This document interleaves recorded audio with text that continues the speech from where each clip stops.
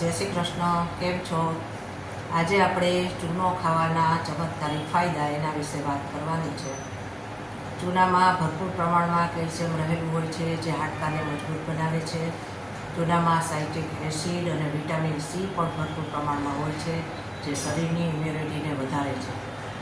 દરરોજ 1 ગ્લાસ પાણીમાં 1 ચૂટકી એટલે કે 50 થી 100 મિલીગ્રામ એટલે કે 1 ઘઉંના દાણા જેટલો ચૂનો મેળવીને લેવાથી હાડકાં સ્ટીલ જેવા મજબૂત બને છે, પીડા રહિત બને છે અને ગોઠણના દર્દમાં પણ રાહત મળે છે.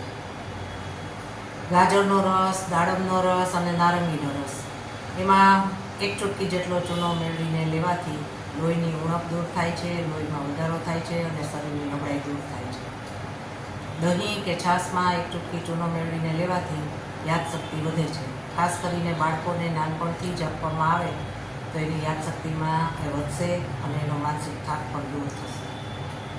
બાળકોની ઊંચાઈ વધારવા માટે દૂધ, છાશ કે કઠોળ એમાં ચૂનો 1 ચૂટકી ચૂનો મેળવીને આપવાથી એની ઊંચાઈ ઝડપથી વધશે.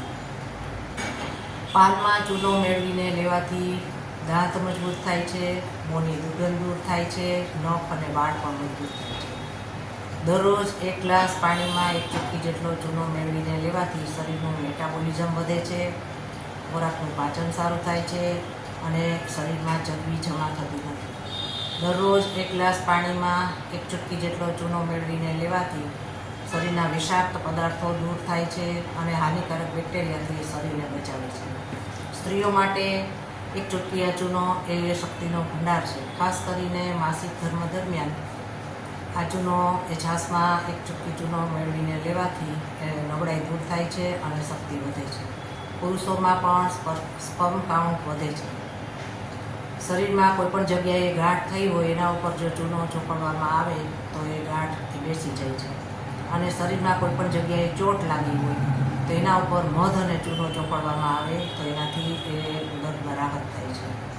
આમ યોગ્ય માત્રામાં ચૂનો લેવાથી ઘણા બધા ફાયદા થાય છે, પણ જો માત્રાથી વધારે પ્રમાણમાં જો ચૂનો ખાતા હોય જે લોકો એને નુકસાન પણ થાય છે. જેમ કે મોંમાં છાલા પડે છે, કિડનીમાં પથરીની સમસ્યા ઊભી થાય છે, ઘણીવાર કિડની ફેલ પણ થઈ જાય છે અને માણસનું મૃત્યુ પણ થાય છે.